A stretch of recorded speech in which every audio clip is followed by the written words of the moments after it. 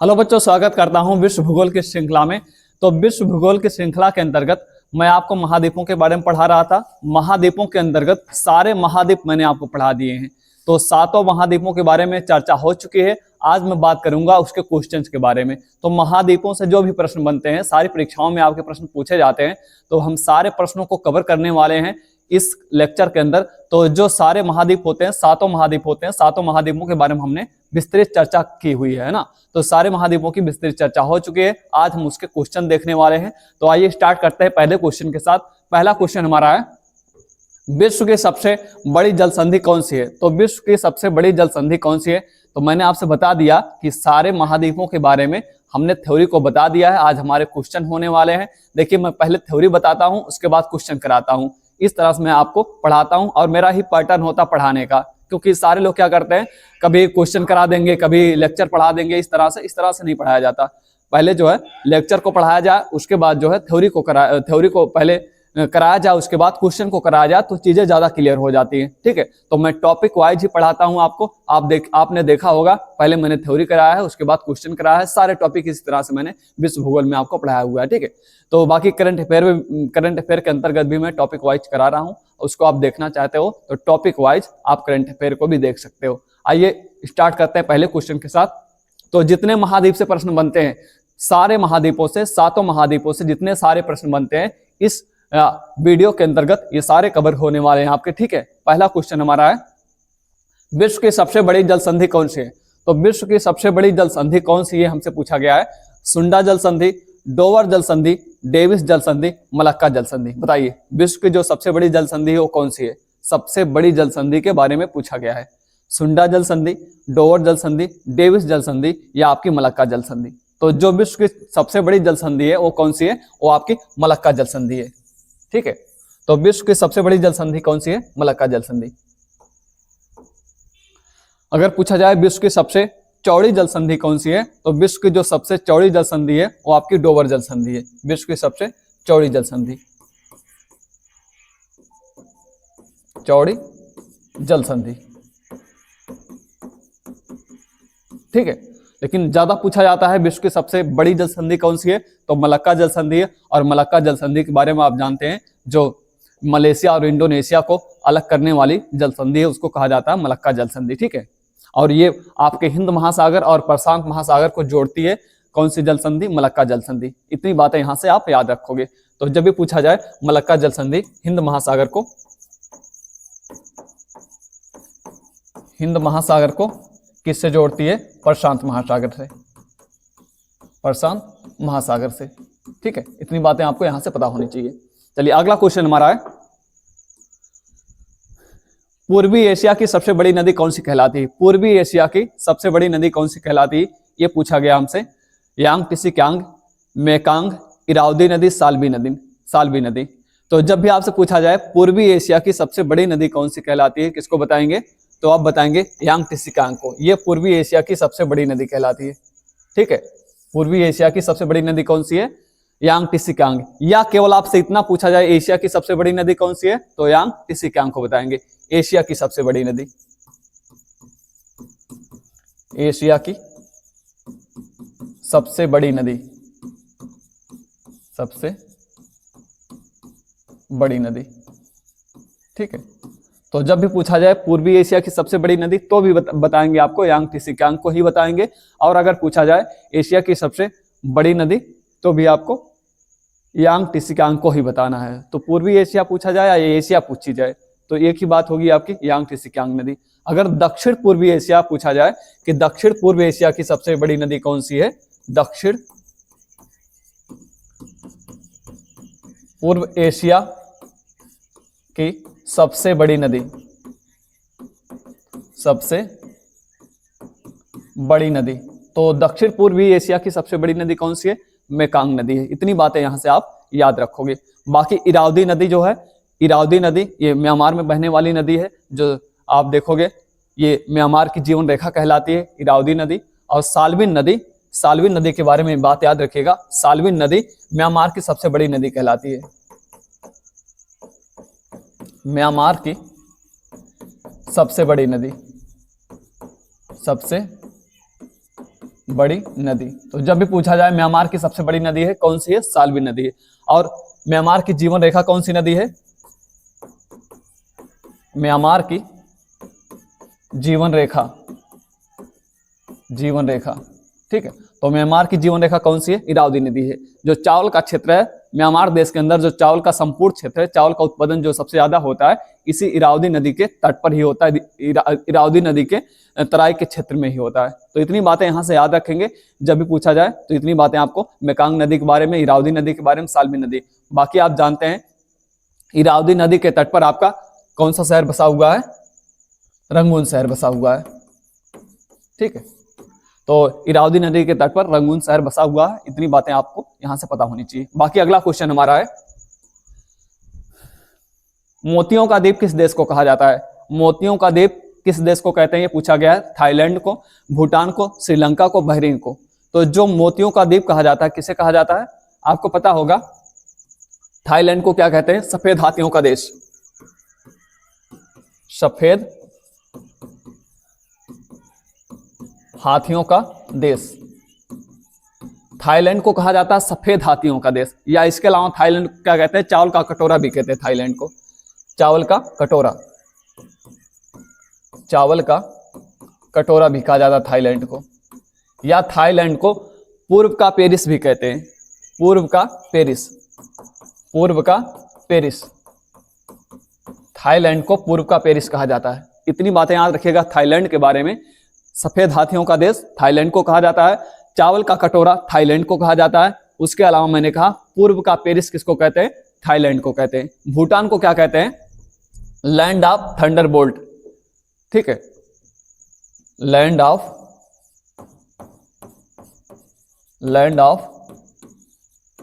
Thunderbolt. तो land of Thunderbolt किसको कहते हैं, भूटान को कहते हैं। उसके अलावा श्रीलंका को जो है इसको कहा जाता है मोतियों का देश। श्रीलंका को क्या कहते हैं, मोतियों का देश, मोतियों का देश। मोतियों का देश किसे कहा जाता है बाबू, तो श्रीलंका को कहा जाता है मोतियों का देश। और बहरीन को कहा जाता है मोतियों का द्वीप। तो सही जो आपका विकल्प होगा, सही आंसर कौन सा होगा इस प्रश्न का, आपका होगा डी। बहरीन को कहा जाता है मोतियों का द्वीप कहा जाता है। मोतियों का देश पूछा जाए तो श्रीलंका को कहा जाता है, और मोतियों का द्वीप पूछा जाए तो किसको कहा जाता है, बहरीन को कहा जाता है। बाकी श्रीलंका को जो है हिंद महासागर की रानी भी कहते हैं, याद रखिएगा, हिंद महासागर की रानी, हिंद महासागर की रानी, ठीक है। तो जब भी पूछा जाए हिंद महासागर की रानी किसे कहा जाता है, श्रीलंका को हिंद महासागर की रानी कहा जाता है। इतनी बातें यहां से आपको अवश्य पता होनी चाहिए, आपको याद होनी चाहिए, ठीक है। चाहे आपका स्टैटिक जीके हो या जीएस है, दोनों में सारे प्रश्न आपके आते रहते हैं। अगला प्रश्न हमारा है, पूर्व का ब्रिटेन किस देश को कहा जाता है, पूर्व का ब्रिटेन किस देश को कहते हैं, किस देश को पूर्व का ब्रिटेन कहते हैं, पूछा गया है। थाईलैंड को, इंडोनेशिया को, दक्षिण कोरिया को, या जापान को। तो जो पूर्व का ब्रिटेन कहा जाता है, इसका ये मतलब होता है, आप देखेंगे जो ब्रिटेन का मैप है ना, जो ब्रिटेन का मैप आप देखते होंगे, उसका मानचित्र देखते होंगे, उसी तरह से आपका लगभग जो है जापान का मानचित्र है। तो और ब्रिटेन भी हमने कहा काफी जो है हर क्षेत्र में बहुत आगे था, और अब है भी अभी, तो बहुत सारे क्षेत्रों में ब्रिटेन आगे, उसी तरह से टेक्नोलॉजी वगैरह में ब्रिटेन आगे है, या हमने कहा वैज्ञानिक खोज वगैरह में ब्रिटेन आगे है, उसी तरह से जापान भी टेक्नोलॉजी में और वैज्ञानिक खोज वगैरह में आगे है। इसलिए दोनों का पैटर्न सेम सा लगता है, इसलिए इसको क्या कहा जाता है, पूर्व का ब्रिटेन कहा जाता है। बाकी मैप में देखेंगे तो दोनों का लगभग सेम जैसा दिखाई देता है, इसीलिए इसको क्या कहते हैं, जापान को पूर्व का ब्रिटेन कहते हैं। तो सही विकल्प हमारा कौन सा होगा, जापान। जापान को पूर्व का ब्रिटेन कहा जाता है, ठीक है। चलिए अगला प्रश्न हमारा है, शेरपा जनजाति किस देश में निवास करती है। तो शेरपा जनजाति जो है किस देश में निवास करते हैं, ये पूछा गया। शेरपा जो जनजाति है, तो शेरपा जनजाति ये किस देश की जनजाति है, ये पूछा गया है। भूटान की जनजाति, जावा की जनजाति, सुमात्रा की जनजाति, या आपकी नेपाल की जनजाति। तो शेरपा जनजाति कहाँ निवास करती है, यह है नेपाल की जनजाति, ठीक है। शेरपा और भोरपा दो जनजातियां जो है आपके नेपाल के अंदर निवास करती है। तो इसको याद रखिएगा, ये शेरपा जनजाति कहाँ पर पाई जाती है, नेपाल के अंदर। अगला प्रश्न हमारा है, सोनेरान मरुस्थल किन दो देशों की सीमा पर स्थित है। तो सोनेरान मरुस्थल, ये जो सोनेरान मरुस्थल है, मैंने आपको बताया हुआ है। सुनरन मरुस्थल किन दो देशों की सीमा के अंतर्गत आता है? विस्तृत है ये मरुस्थल भूटान नेपाल के अंतर्गत, जिम्बाब्वे युगांडा के अंतर्गत, अमेरिका कनाडा के अंतर्गत, या उसके अलावा अमेरिका और मैक्सिको की सीमा के अंतर्गत। तो ये जो आपका सुनहरन मरुस्थल स्थित है, ये सुनहरन मरुस्थल किस देश के अंतर्गत स्थित है? अमेरिका और मैक्सिको की सीमा पर विस्तृत है। ये मरुस्थल कहां पर विस्तृत है? अमेरिका और मैक्सिको की सीमा पर विस्तृत है सुनहरन मरुस्थल। ठीक है, बाकी अगला प्रश्न हमारा है, चकमा जनजाति किस देश की जनजाति है? चकमा जनजाति के बारे में पूछा गया है। चकमा जनजाति किस देश की जनजाति है? तो ये जो चकमा जनजाति है ये कहां पर निवास करती है? बांग्लादेश के अंदर। चकमा जनजाति बांग्लादेश के अंदर निवास करती है। और चकमा जनजाति के अलावा एक जनजाति के बारे में मैंने और आपको बताया था, रोहिंग्या। रोहिंग्या, ठीक है, रोहिंग्या जनजाति और चकमा जनजाति, ये दोनों जनजातियां कहां निवास करती है? बांग्लादेश की सीमा के अंतर्गत निवास करती है। और रोहिंग्या जनजाति के बारे में जानते हैं, इसका जो विवाद यहाँ से जो शरणार्थी के रूप में हमारे देश में भी एक चले आए हैं। जैसे आप देखोगे असम का क्षेत्र, बंगाल का क्षेत्र देखेंगे, वहां पर बहुत सारे रोहिंग्या जनजाति के लोग पाए जाते हैं। तो ये जो जनजाति कहाँ से आई हुई है? बांग्लादेश से आई हुई है। तो याद रखिएगा, ये जनजाति चकमा जनजाति और रोहिंग्या जनजाति कहाँ पर निवास करती है? तो बांग्लादेश के अंदर निवास करती है। ठीक है, अगला प्रश्न हमारा है, पश्चिम से पूर्व सागरों का सही क्रम लगाइए। पश्चिम से पूरब की तरफ सागरों का सही क्रम लगाना है। तो पश्चिम से पूरब की तरफ लेप्टेप सागर, बेरेंट सागर, कारा सागर। कारा सागर, लेप्टेप सागर, बेरेंट सागर। उसके बाद लेप्टेप सागर, कारा सागर, बेरेंट सागर। और उसके बाद जो है बेरेंट सागर, कारा सागर, लेप्टेप सागर। पश्चिम से पूरब की तरफ एक क्रम लगाना है।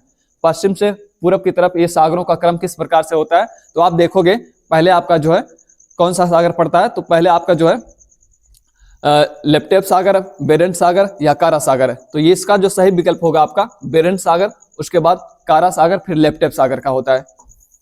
ठीक है, सबसे पश्चिम में कौन सा सागर स्थित है? बेरेंट सागर। और बेरेंट सागर के पूरब में स्थित है आपका कारा सागर। और कारा सागर के पूरब में देखेंगे आपका कौन सा सागर है? लेप्टेप सागर है। ठीक है, तो इस प्रकार से जब यहां देखते होंगे, जो आपका नॉर्वे है, स्वीडन है और फिनलैंड है यहां पर, तो यहां पर आपका होता है एक सागर, इसको कहते हैं बेरेंट सागर, बेरेंट सागर। और उसके बाद यहां देखेंगे कारा सागर, कारा सागर। और कारा सागर के पूरब में देखेंगे एक सागर है, उसको कहा जाता है लेप्टेप सागर, लेप्टेप सागर। और उसके बाद लेप्टेप सागर के बाद देखेंगे तो आपको सागर दिखाई देगा, उसको कहा जाता है बेरिंग सागर, बेरिंग सागर, बेरिंग सागर। ठीक है, तो सबसे पूरब में बेरिंग सागर है, उसके बाद आपका लेप्टेप सागर है, और उसके पश्चिम में आपका कारा सागर है, और उसके पश्चिम में आपका बेरेंट सागर है। तो सही क्रम कौन सा होगा? पश्चिम में सबसे बेरेंट सागर, उसके बाद कारा सागर पूरब में, और उसके पूरब में आपका लेप्टेप सागर। ये सही क्रम होने वाला है। ठीक है, बाकी मैंने इसकी डिटेल चर्चा की हुई है लेक्चर वाले क्लास में, उसको जाके देखिए, तब आप बात बनेगी आपकी। अगला प्रश्न हमारा है, ऑस्ट्रेलिया के पश्चिमी छोर पर कौन सी खाड़ी स्थित है? ऑस्ट्रेलिया महाद्वीप के पश्चिमी छोर पर कौन सी खाड़ी स्थित है? ये पूछा गया है। फंडी की खाड़ी, स्पेंसर की खाड़ी, ग्रेट ऑस्ट्रेलियन बाइट या कारपेंट्रिया की खाड़ी। जैसे आप देख पा रहे होंगे, ये आपका ऑस्ट्रेलिया महाद्वीप है। ठीक है, इस प्रकार से ऑस्ट्रेलिया महाद्वीप है। तो ऑस्ट्रेलिया महाद्वीप के पूछा गया पश्चिमी छोर पर कौन सी खाड़ी स्थित है? तो ये जो आप यहां देख पा रहे होंगे, यहां पर एक खाड़ी, इसको कहा जाता है कारपेंट्रिया की खाड़ी, कारपेंट्रिया की खाड़ी। इसको क्या कहते हैं? कारपेंट्रिया की खाड़ी कहते हैं। यहां देखेंगे एक खाड़ी, इसको कहा जाता है स्पेंसर की खाड़ी, स्पेंसर की खाड़ी। ठीक, इसको क्या कहते हैं? स्पेंसर की खाड़ी कहते हैं। इसको कहा जाता है great Australian bite, great Australian Bight. ठीक है, ग्रेट ऑस्ट्रेलियन बाइट। बाकी फंडी की खाड़ी तो आप जान रहे हो अटलांटिक महासागर के अंतर्गत आती है, ये अटलांटिक महासागर में है फंडी की खाड़ी। और फंडी की खाड़ी में आप देखोगे विश्व का जो सबसे ऊंचा ज्वार आता है, विश्व का जो सबसे ऊंचा ज्वार आता है, ये फंडी की खाड़ी के अंतर्गत ही आता है। और ये अटलांटिक महासागर में स्थित है, अमेरिका के पास फंडी की खाड़ी। ठीक है, बाकी स्पेंसर की खाड़ी, तो ये है स्पेंसर की खाड़ी, स्पेंसर खाड़ी, ये वाली स्पेंसर की खाड़ी है। और ये कारपेंट्रिया की खाड़ी है। और इसके बगल में देखेंगे यहाँ पर नीचे तो आपकी कौन सी है? Great Australian bight. तो इस प्रश्न में क्या पूछा गया है? इस प्रश्न में पूछा गया है ऑस्ट्रेलिया के पश्चिमी छोर पर कौन सी खाड़ी स्थित है? पश्चिमी छोर पर कौन सी खाड़ी स्थित है? तो पश्चिमी छोर पर कौन सा होगा? स्पेंसर की खाड़ी, इधर है ना, वो क्या कहते हैं, ग्रेट ऑस्ट्रेलियन बाइट, इधर, ठीक, इस छोर पर।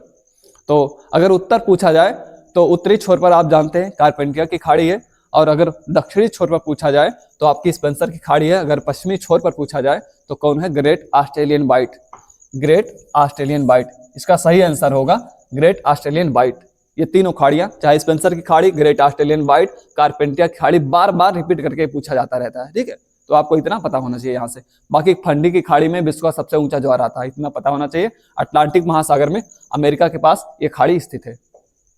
चलिए, मैक्सिको और अमेरिका के बीच में अगला प्रश्न हमारा है, प्लेट विवर्तनिक सिद्धांत का प्रतिपादन किसने किया था? प्लेट विवर्तनिक सिद्धांत का प्रतिपादन किसके द्वारा किया गया है? ये पूछा गया है। होम्स के द्वारा, जेफ्रीज के द्वारा, हैरी हॉस के द्वारा, वेगनर के द्वारा पूछा गया है। प्लेट विवर्तनिक जो प्लेट टेक्टोनिक थ्योरीज है, ये किसके द्वारा थ्योरी दिया गया है? ये पूछा गया है। होम्स के द्वारा, जेफ्रीज के द्वारा, हैरी हॉस के द्वारा या वेगनर के द्वारा। तो ये जो प्लेट विवर्तनिक सिद्धांत दिया गया है, इसका प्रतिपादन किया गया है, ये सिद्धांत किसके द्वारा दिया गया है? हैरी हॉस के द्वारा दिया गया है, हैरी हॉस के द्वारा दिया गया है, ठीक है, ये सिद्धांत प्लेट विवर्तनिक सिद्धांत। बाकी आप जानते हैं वेगनर के द्वारा कौन सा सिद्धांत दिया गया है? तो महाद्वीपीय विस्थापन सिद्धांत, महाद्वीपीय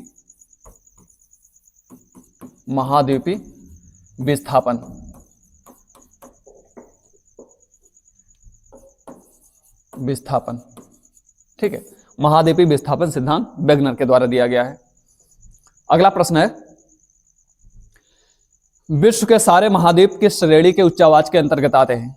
बहुत सारे प्रश्न हैं, थोड़ा सा स्पीड से चलेंगे ताकि आपका कम समय में सारे प्रश्न पूरे हो जाएं और आप सारा डिटेल चर्चा भी इसका देख सकते हैं। विश्व के सारे महाद्वीप किस श्रेणी के उच्च आवाज के अंतर्गत आते हैं? तो जो सारे महाद्वीप हैं ये किस श्रेणी के उच्च आवाज है? तो मैंने आपको उच्च आवाजों के बारे में बताया है कि प्रथम श्रेणी के उच्च आवाज कौन है, द्वितीय श्रेणी के उच्च आवाज कौन है और तृतीय श्रेणी के उच्च आवाज कौन से होते हैं।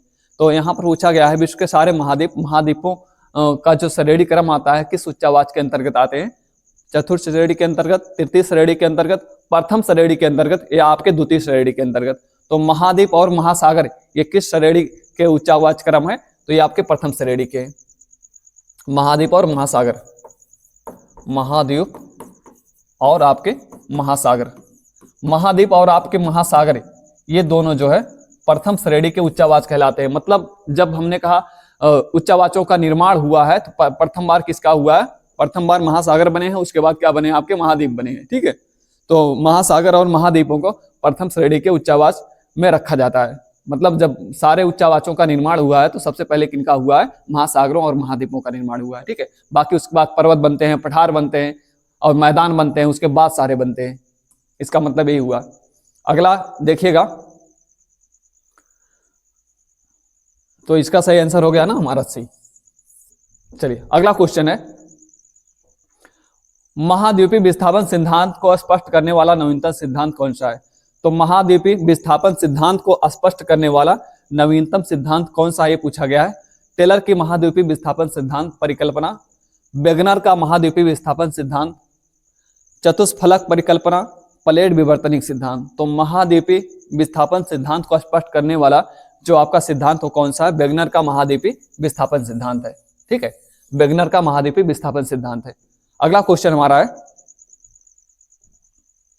मतलब महाद्वीप सारे जो है विस्थापित होकर एक दूसरे से दूर जा रहे हैं और विस्थापित होकर हमने कहा वो स्थापित हो चुके हैं, लेकिन हमने कहा उनमें अभी भी गति जारी है।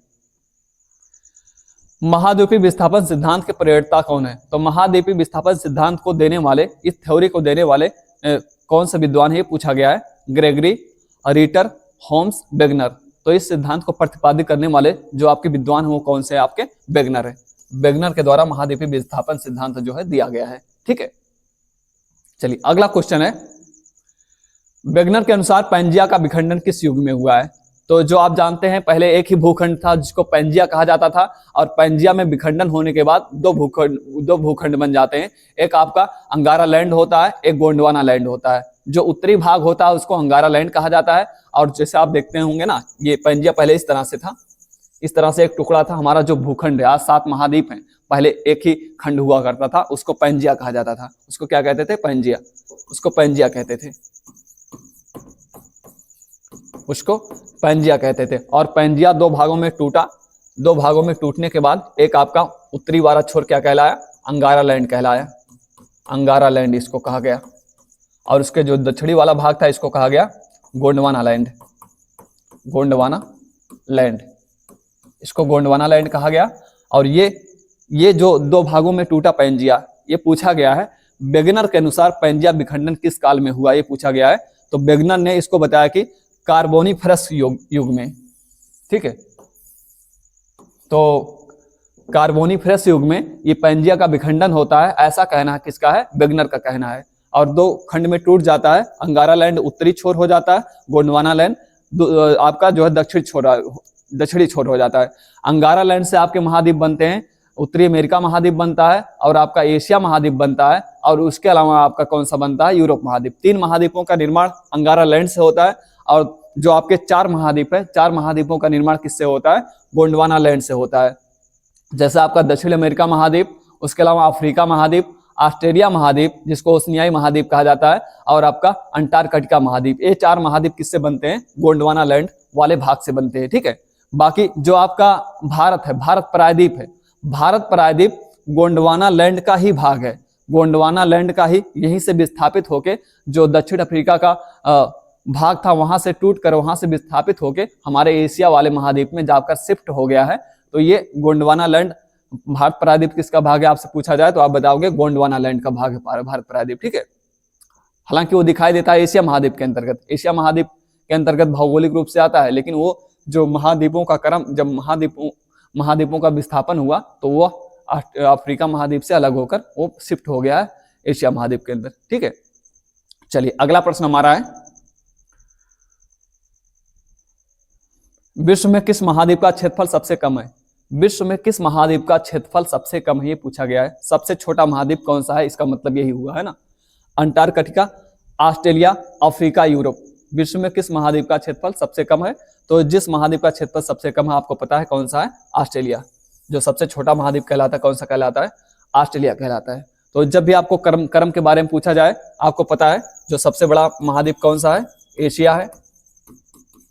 एशिया है। एशिया के बाद दूसरा जो सबसे बड़ा महाद्वीप है कौन सा है? आपका अफ्रीका है।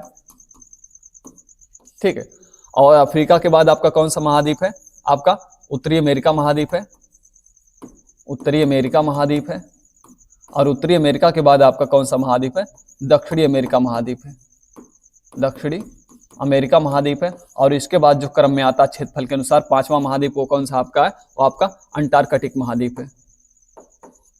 अंटार्कटिक महाद्वीप है। अंटार्कटिक महाद्वीप है 5वें क्रम पे। और 6वें क्रम पे आपका जो महाद्वीप है यूरोप महाद्वीप है। यूरोप महाद्वीप 6वें क्रम पर आता है। और 7वें क्रम पर आता है आपका ऑस्ट्रेलिया महाद्वीप। ऑस्ट्रेलिया महाद्वीप। ठीक है बच्चे, तो जब भी पूछा जाए महाद्वीपों का क्रम किस प्रकार से है तो आपको इस प्रकार से याद होना चाहिए। सबसे बड़ा महाद्वीप एशिया है, उसके बाद अफ्रीका है, अफ्रीका के बाद उत्तरी अमेरिका महाद्वीप है, और उसके बाद दक्षिण अमेरिका महाद्वीप है, उसके बाद अंटार्कटिका महाद्वीप है, फिर यूरोप है, फिर उसके बाद जो सबसे छोटा महाद्वीप है वो कौन सा है आपका? ऑस्ट्रेलिया महाद्वीप है। तो सबसे बड़ा आपका एशिया महाद्वीप हो गया और सबसे छोटा महाद्वीप कौन सा हो गया? ऑस्ट्रेलिया हो गया। लेकिन ये आपसे कम पूछा जाता है, अब ज्यादा पूछा जाता है क्रम से लगाइए उसको क्षेत्रफल के अनुसार, या बीच से आपसे 4 महाद्वीप दिया रहेगा, पूछा जाएगा सबसे छोटा कौन सा है, सबसे बड़ा कौन सा है। तो सारे जब आपको क्रम से पता होंगे तभी आप इसको जो है क्वेश्चन को सही कर पाएंगे। ठीक है, तो इसमें कौन सा होगा सबसे छोटा महाद्वीप? आपका हो गया ऑस्ट्रेलिया महाद्वीप। ठीक, चलिए अगला क्वेश्चन हमारा है, निम्नलिखित में से किस महाद्वीप को महाद्वीपों का महाद्वीप कहा जाता है? महाद्वीपों का महाद्वीप, महाद्वीपों का महाद्वीप किसको कहते हैं? तो महाद्वीपों का महाद्वीप किसको कहा जाएगा? जो सबसे बड़ा महाद्वीप होगा। तो महाद्वीपों का महाद्वीप किसको कहते हैं? एशिया महाद्वीप को कहते हैं, क्योंकि क्षेत्रफल के अनुसार एशिया महाद्वीप जो है सबसे बड़ा है। संपूर्ण क्षेत्रफल का 30% भाग, सारे महाद्वीपों का जो कुल क्षेत्रफल है उसका 30% भाग अकेले कौन सा महाद्वीप लेता है? एशिया महाद्वीप लेता है। इसीलिए इसको महाद्वीपों का महाद्वीप कहा जाता है, एशिया महाद्वीप को कहा जाता है। ठीक है, चलिए अगला क्वेश्चन हमारा है, निम्नलिखित में से किस महाद्वीप को द्वीपीय महाद्वीप कहा जाता है? द्वीपीय महाद्वीप किसको कहते हैं ये पूछा गया है। मतलब आप जानते हैं द्वीप किसे कहा जाता है? जो चारों तरफ से जल से घिरा हुआ हो उस भाग को क्या कहते हैं? द्वीप कहते हैं। तो इस तरह से कौन सा द्वीप आपको दिखाई देता है जिसे द्वीपीय महाद्वीप कहा जाएगा?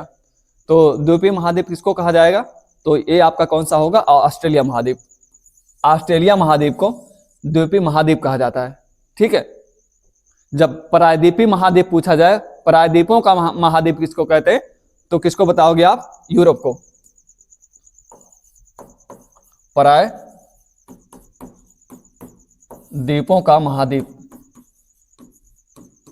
तो प्रायद्वीपों का जब भी महाद्वीप पूछा जाए किसको बताओगे? यूरोप महाद्वीप को प्रायद्वीपों का महाद्वीप कहा जाता है, क्योंकि आप देखेंगे बहुत सारे कटे छटे तट है यूरोप महाद्वीप के अंदर और बहुत सारे प्रायद्वीप आपको दिखाई देंगे यूरोप महाद्वीप के अंतर्गत। तो प्रायद्वीपों का महाद्वीप यूरोप महाद्वीप को, और अंध महाद्वीप आप जानते हैं, इसको अंध महाद्वीप कहा जाता है। अंध महाद्वीप किसको कहा जाता है? आपके अफ्रीका महाद्वीप को अंध महाद्वीप कहा जाता है। और उसके बाद देखोगे तो ऑस्ट्रेलिया महाद्वीप को कहा जाता है द्वीपीय महाद्वीप, और एशिया महाद्वीप को कहा जाता है जो है सबसे बड़ा महाद्वीप।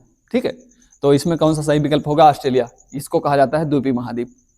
चलिए अगला क्वेश्चन हमारा है, निम्नलिखित में से किस महाद्वीप को अंध महाद्वीप के नाम से जाना जाता है? पीछे मैंने बताया आपको अंध महाद्वीप किसको कहा जाता है, तो अंध महाद्वीप कहा जाता है अफ्रीका महाद्वीप को। ठीक है, अफ्रीका महाद्वीप को अंध महाद्वीप कहा जाता है। इसको जो है कॉन्टिनेंट ऑफ कॉन्ट्रास्ट भी कहते हैं। अफ्रीका महाद्वीप को कॉन्टिनेंट ऑफ कॉन्ट्रास्ट भी कहा जाता है, कॉन्ट्रास्ट। ठीक, तो कॉन्टिनेंट ऑफ कॉन्ट्रास्ट किसको कहते हैं? अफ्रीका महाद्वीप को। चाहे आपसे पूछा जाए क्या कहते हैं, अंध महाद्वीप किसको कहते हैं? अफ्रीका महाद्वीप को। और कॉन्टिनेंट ऑफ कॉन्ट्रास्ट किसको कहते हैं? ये भी अफ्रीका महाद्वीप को कहते हैं। कॉन्टिनेंट ऑफ कॉन्ट्रास्ट इसलिए क्योंकि यहाँ आप देखोगे तो सबसे पहले मानव की जो उत्पत्ति हुई इसी महाद्वीप के अंतर्गत हुई। बहुत सारे खनिज संसाधन, बहुत सारे हमने कहा संसाधन यहाँ पर उपलब्ध है, लेकिन इस महाद्वीप के लोग जो अभी काफी सांस्कृतिक, सामाजिक और आर्थिक रूप से बहुत पिछड़े हुए हैं ना, तो ये महाद्वीप बहुत पिछड़ा हुआ है, इसीलिए कॉन्टिनेंट ऑफ कॉन्ट्रास्ट कहा जाता है इसको।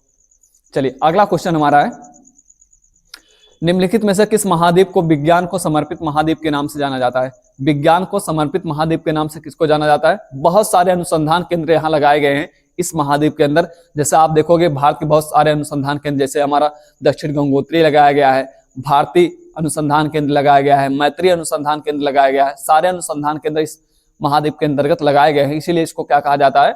विज्ञान को समर्पित महाद्वीप कहा जाता है। तो किसको कहा जाता है? तो ये आपके कहा जाता है, यहाँ पर ऑप्शन नहीं दिया हुआ है, तो एक ऑप्शन को बना लेते हैं हम, अंटार्कटिक। अंटार्कटिक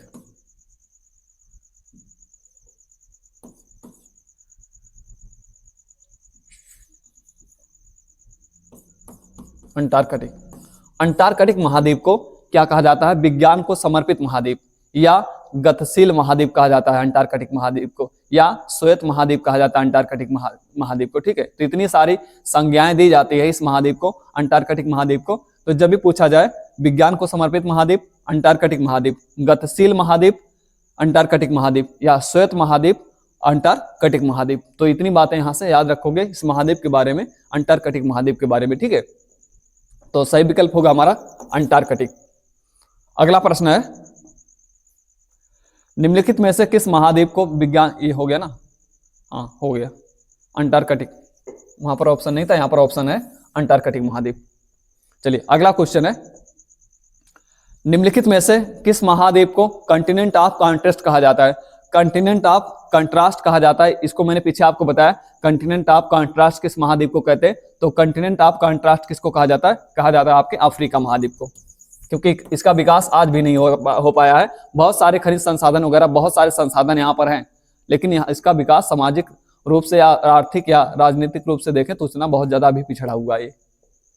चलिए अगला प्रश्न हमारा है, निम्नलिखित में से महाद्वीप से होकर कर्क रेखा, हमने कहा किस महाद्वीप से होकर कर्क रेखा, विषुवत रेखा, मकर रेखा तीनों रेखाएं गुजरती हैं? किस महाद्वीप से होकर तीनों रेखाएं गुजरती हैं, ये पूछा गया है। तो मात्र एक ऐसा महाद्वीप है जिससे तीनों रेखाएं गुजरती हैं, आपकी कर्क रेखा, मकर रेखा और विषुवत रेखा गुजरती है। वो महाद्वीप कौन सा आपका? वो महाद्वीप है अफ्रीका महाद्वीप। ठीक है, तो अफ्रीका महाद्वीप से तीनों रेखाएं होकर गुजरती हैं, चाहे आपकी कर्क रेखा हो, मकर रेखा हो, विषुवत रेखा हो, इसी महाद्वीप से होकर तीनों रेखाएं गुजरती हैं। चलिए नेक्स्ट क्वेश्चन आपका, निम्नलिखित में से किस महाद्वीप को पक्षियों का महाद्वीप कहा जाता है? पक्षियों का महाद्वीप किस महाद्वीप को कहा जाता है? बहुत सारे हमने कहा पक्षियों की प्रजातियां यहाँ पाई जाती है। पक्षियों का महाद्वीप कहे जाने का कारण यही है, यहाँ पर देखेंगे बहुत सारे पक्षियों की प्रजातियां आप देखोगे। तो ये जो दक्षिण अमेरिका महाद्वीप है, यहाँ जो अमेजन जंगल है, अमेजन वन है, या सेलवास के जो यहाँ पर वन है, सेलवास की घास भूमियां है, इसके अंतर्गत आप देखोगे इतनी पक्षी प्रजातियां पाई जाती है, बहुत सारी पक्षी प्रजातियां पाई जाती है। इसीलिए इस महाद्वीप को क्या कहा जाता है?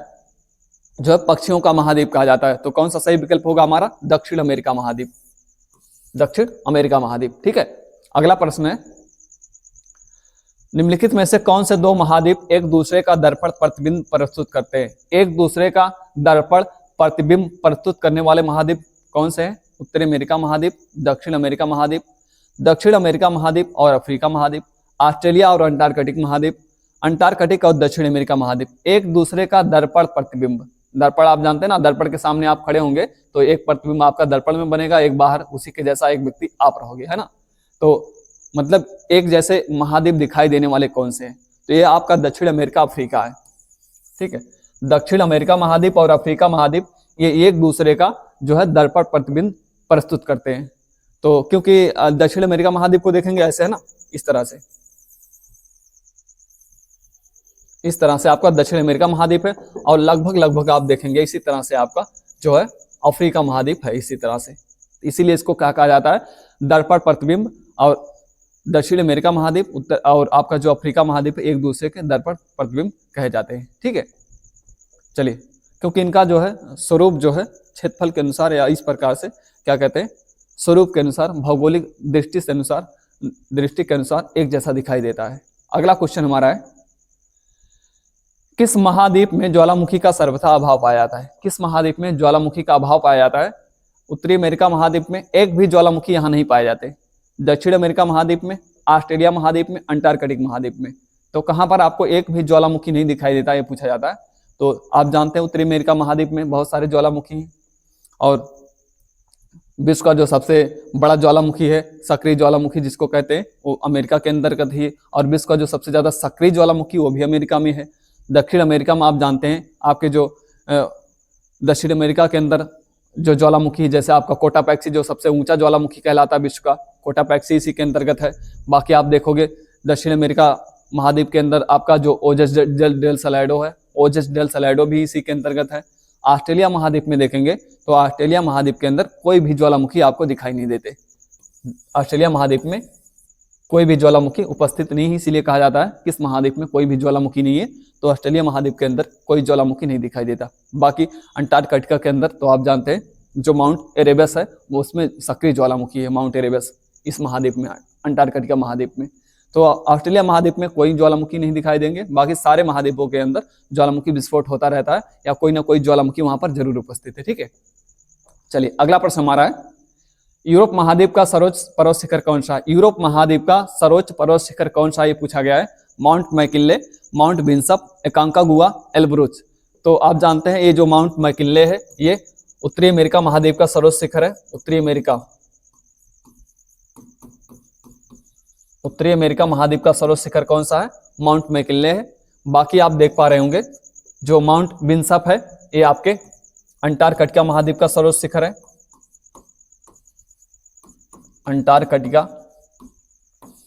अंटार्कटिका महाद्वीप का सर्वोच्च शिखर कौन सा है? माउंट विंसप है। और आपका एकांकागुआ जो है ये दक्षिण अमेरिका महाद्वीप का सर्वोच्च शिखर है। दक्षिण अमेरिका महाद्वीप का जो सर्वोच्च शिखर है वो कौन सा है? आपका एकांकागुआ है। एल्ब्रुच जो है यूरोप महाद्वीप की सर्वोच्च पर्वत श्रृंखला है, और एल्ब्रुच जो पर्वत श्रृंखला है ये काकेशस पर्वत पर है। काकेशस वो क्या कहते हैं? काकेशस पर्वत श्रृंखला पर जो आपका सर्वोच्च शिखर है वो कौन सा है? एल्ब्रुच है। इसीलिए ये एल्ब्रुच जो है यूरोप महाद्वीप के अंतर्गत सर्वोच्च चोटी कहलाती है। तो यूरोप महाद्वीप की सर्वोच्च शिखर या सर्वोच्च चोटी पूछी जाए कौन सी है? एल्ब्रुच है। और एल्ब्रुच किस पर्वत श्रृंखला पर स्थित है? तो आपके जो काकेशस पर्वत श्रृंखला है उसी पर एल्ब्रुच पर्वत चोटी आपकी स्थित है। ठीक है, यूरोप महाद्वीप के अंतर्गत। चलिए अगला क्वेश्चन हमारा, ऑस्ट्रेलिया महाद्वीप की सबसे बड़ी झील कौन सी है? ऑस्ट्रेलिया महाद्वीप की सबसे बड़ी झील कौन सी है? कैस्पियन सागर झील, सुप्रियर झील, विक्टोरिया झील, आयर झील। तो ऑस्ट्रेलिया महाद्वीप की जो सबसे बड़ी झील है वो कौन सी है, ये पूछा गया है। तो ऑस्ट्रेलिया महाद्वीप की सबसे बड़ी झील कौन सी है, आयर झील। ऑस्ट्रेलिया महाद्वीप की जो सबसे बड़ी झील कौन सी है, आयर झील। विक्टोरिया झील आप जानते हैं, ये जो झील है ये आपके अफ्रीका महाद्वीप की सबसे बड़ी झील है, अफ्रीका महाद्वीप। तो अफ्रीका महाद्वीप की जो सबसे बड़ी झील है वो विक्टोरिया झील है। बाकी आपको पता है सुपिरियर झील ये किस महाद्वीप की है, उत्तरी अमेरिका महाद्वीप की। उत्तरी अमेरिका महाद्वीप की जो सबसे बड़ी झील है वो कौन सी है, सुपिरियर झील। और विश्व की सबसे बड़ी मीठे पानी की झील भी कहलाती है सुपिरियर झील। बाकी कैस्पियन सागर झील, कैस्पियन सागर झील आपको पता है एशिया महाद्वीप की सबसे बड़ी झील है। एशिया महाद्वीप की जो सबसे बड़ी झील कौन सी है, कैस्पियन सागर झील है। इसके अतिरिक्त विश्व की जो सबसे बड़ी झील है वो भी कैस्पियन सागर झील है। विश्व की सबसे बड़ी झील, विश्व की सबसे बड़ी झील। तो जब भी पूछा जाए विश्व की सबसे बड़ी झील कौन सी है, कैस्पियन सागर झील है। और एशिया महाद्वीप की जो सबसे बड़ी झील है वो भी कैस्पियन सागर झील है। उत्तरी अमेरिका महाद्वीप की सुपिरियर झील सबसे बड़ी झील है। और अफ्रीका महाद्वीप की विक्टोरिया झील सबसे बड़ी झील है। और ऑस्ट्रेलिया महाद्वीप की जो सबसे बड़ी झील है वो कौन सी है, आपकी आयर झील है। ठीक है, आयर झील कहलाती है। चलिए अगला क्वेश्चन हमारा है, ये सारे इतने महत्वपूर्ण क्वेश्चन है, आप देखोगे विश्व महाद्वीप के अंतर्गत सारी चीजों के बारे में, चाहे मरुस्थल हो, झीलें हो, नदियां हो, पर्वत हो, पठार हो, सबकी चर्चा मैंने जो है लेक्चर वीडियो में किया हुआ है। लेक्चर आप देख लोगे, उसके बाद क्वेश्चन करोगे। क्वेश्चन को मैं इस प्रकार से इसको रखा हुआ हूं, इसका पैटर्न इस प्रकार से सेट मैंने किया है ताकि आप लेक्चर देखने के बाद जब क्वेश्चन देखो तो आपके दिमाग में सारी चीजें जो है एक तरफ से सेट हो जाए। ठीक है, बार बार बहुत 2-3 बार देख लेंगे, सारी चीजें आपके दिमाग में सेट हो जाएंगी, बार बार देखना नहीं पड़ेगा आपको, बस थोड़ा सा रिविजन वगैरह करते रहिए। चलिए अगला क्वेश्चन हमारा है, उत्तरी अमेरिका महाद्वीप की सबसे बड़ी झील कौन सी है। उत्तरी अमेरिका महाद्वीप की सबसे बड़ी झील कौन सी है, मिशिगन झील, सुपिरियर झील, विक्टोरिया झील, आयर झील। तो उत्तरी अमेरिका महाद्वीप की जो सबसे बड़ी झील है वो कौन सी है, तो अभी पीछे मैंने बताया उत्तरी अमेरिका महाद्वीप की जो सबसे बड़ी झील कौन सी है, वो है आपकी सुपिरियर झील। और विश्व की सबसे बड़ी मीठे पानी की झील भी कहलाती है सुपिरियर झील, है ना। चलिए अगला क्वेश्चन है, एशिया महाद्वीप का सर्वोच्च पर्वत शिखर है। एशिया महाद्वीप का सर्वोच्च पर्वत शिखर कौन सा है, गार्डविन, आश्विन, नंदा देवी, माउंट एवरेस्ट, कंचनजंगा। तो जो एशिया महाद्वीप का सर्वोच्च पर्वत शिखर है कौन सा है, आप जानते हैं एशिया महाद्वीप का सर्वोच्च पर्वत शिखर माउंट एवरेस्ट है। तो एशिया महाद्वीप का सर्वोच्च पर्वत शिखर माउंट एवरेस्ट तो है ही, इसके अलावा विश्व का सबसे ऊंचा शिखर भी कहलाता है आपका माउंट एवरेस्ट। विश्व का सबसे ऊंचा शिखर, सबसे ऊंचा शिखर। तो जब भी आपसे पूछा जाए विश्व का सबसे ऊंचा शिखर कौन सा है या विश्व की सबसे ऊंची चोटी कौन सी है, माउंट एवरेस्ट चोटी है। और एशिया का पूछा जाए तो एशिया के अंदर तो है ही, विश्व की सबसे ऊंची चोटी है ही, और एशिया के अंदर भी ये जो सबसे ऊंची चोटी कहलाती है आपकी माउंट एवरेस्ट। ठीक है, चलिए बाकी जब भी भारत के अंदर पूछा जाए भारत की सबसे ऊंची चोटी कौन सी है, गार्डविन आश्विन है। लेकिन ये हमने कहा पाक अधिकृत कश्मीर के अंदर है ये गार्डविन आश्विन। लेकिन पूरी तरह से अगर पूछा जाए, पूरी तरह से भारत के अधिकार क्षेत्र में स्थित सबसे ऊंची चोटी कौन सी है भारत की, तो आप बताओगे कंचनजंगा को। हमने कहा पूरी तरह से भारत के अधिकार क्षेत्र में जो सबसे ऊंची चोटी है, जो सबसे ऊंचा शिखर है, जो पूरी तरह से भारत के अधिकार क्षेत्र में आता है वो कंचनजंगा है। लेकिन अगर पाक अधिकृत कश्मीर में पूछा जाए तो आपकी गार्डविन आश्विन है। ठीक है, इतनी बातें यहां से याद रखोगे। चलिए अगला क्वेश्चन है, कौन सा महाद्वीप पूर्ण रूप से दक्षिणी गोलार्ध में स्थित है। पूर्ण रूप से दक्षिणी गोलार्ध में स्थित कौन सा महाद्वीप है, यूरोप, ऑस्ट्रेलिया, अफ्रीका, दक्षिण अमेरिका। तो पूरी तरह से आप जानते हैं जो महाद्वीप चारों गोलार्धों में स्थित है, ऐसा पूछा जाता है चारों गोलार्धों में स्थित महाद्वीप कौन सा कहलाता है, तो आप जानते हैं अफ्रीका महाद्वीप। ये महाद्वीप अफ्रीका महाद्वीप ये चारों गोलार्धों में है, चारों गोलार्धों में, चाहे आपका उत्तरी गोलार्ध हो, दक्षिणी गोलार्ध हो, पूर्वी गोलार्ध हो, पश्चिमी गोलार्ध हो, चारों गोलार्धों में कौन सा महाद्वीप स्थित है, आपका अफ्रीका महाद्वीप स्थित है। बाकी आप देखोगे दक्षिण अमेरिका महाद्वीप, तो दक्षिण अमेरिका महाद्वीप ये जो है आपको दोनों गोलार्धों में दिखाई देगा। ठीक है, चाहे आप देखेंगे तो ये आपका पश्चिमी गोलार्ध में और उसके अलावा ये उत्तरी गोलार्ध में आपको वो क्या कहते हैं दक्षिणी गोलार्ध में दिखाई देगा। तो दक्षिणी गोलार्ध में या आपको पश्चिमी गोलार्ध में या थोड़ा सा भाग इसका किस गोलार्ध में आता है, उत्तरी गोलार्ध में भी आता है। तो पूरी यहाँ से पूछा गया है कौन सा महाद्वीप पूर्ण रूप से दक्षिणी गोलार्ध में स्थित है। तो दक्षिणी गोलार्ध में कौन सा महाद्वीप स्थित है, आपको पता है कि ये कौन सा महाद्वीप होगा आपका, वो होगा ऑस्ट्रेलिया महाद्वीप। ठीक है, सही विकल्प होगा हमारा बी। ऑस्ट्रेलिया महाद्वीप पूरी तरह से किस गोलार्ध में स्थित है? ये पूरी तरह से आपके दक्षिणी गोलार्ध में स्थित है। या पूछा जाता अंटार्कटिका दिया होता तो अंटार्कटिका भी आपका जो है पूरी तरह से किस गोलार्ध में है?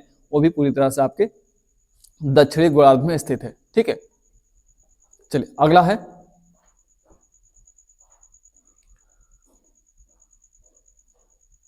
अगला क्वेश्चन हमारा है यूरोप महाद्वीप की सबसे बड़ी झील कौन सी है? यूरोप महाद्वीप के अंदर सबसे बड़ी झील कौन सी है? ये पूछा गया है।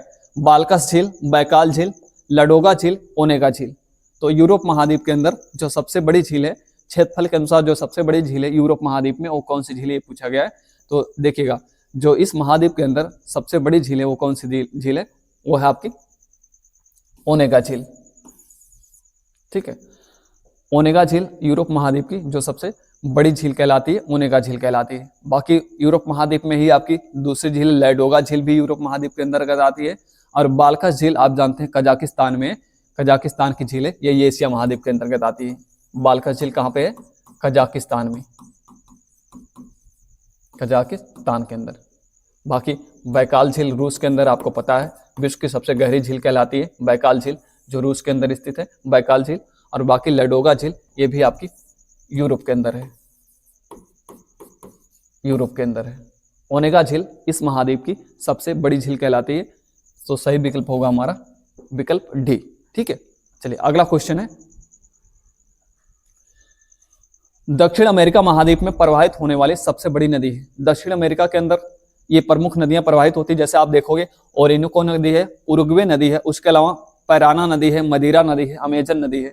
तो इस महाद्वीप के अंदर ये सारी इसकी जो सहायक नदियां हैं, ओरिनोको नदी और मदिरा नदी, ये दोनों अमेजन की सहायक नदियां हैं। ये नदी और मदिरा नदी ये दोनों किसकी सहायक नदियां हैं? ये अमेजन की सहायक नदी है। कई बार आपसे पूछा जाता है मदिरा और ओरिनोको के बारे में। ओरिनोको नदी और इसकी एक सहायक नदी और सुने होंगे अमेजन की, वो कुरु नदी है। कुरु नदी है, कुरु नदी किसकी सहायक नदी है? अमेजन की सहायक नदी। और विश्व का जो सबसे ऊंचा जलप्रपात है, जिसको एंजल जलप्रपात कहा जाता है, विश्व का जो सबसे हमने कहा हाईएस्ट वाटरफॉल है, वो इसी नदी पर स्थित है, कुरु नदी पर, एंजल। ठीक है, एंजल कहते हैं इसको, एंजल। तो एंजल जो जलप्रपात है, जो विश्व का सबसे ऊंचा जलप्रपात है, एंजल जलप्रपात, ये किस नदी पर स्थित है? कुरु नदी। और कुरु नदी जो कहां प्रवाहित होती है? वेनेजुएला देश में।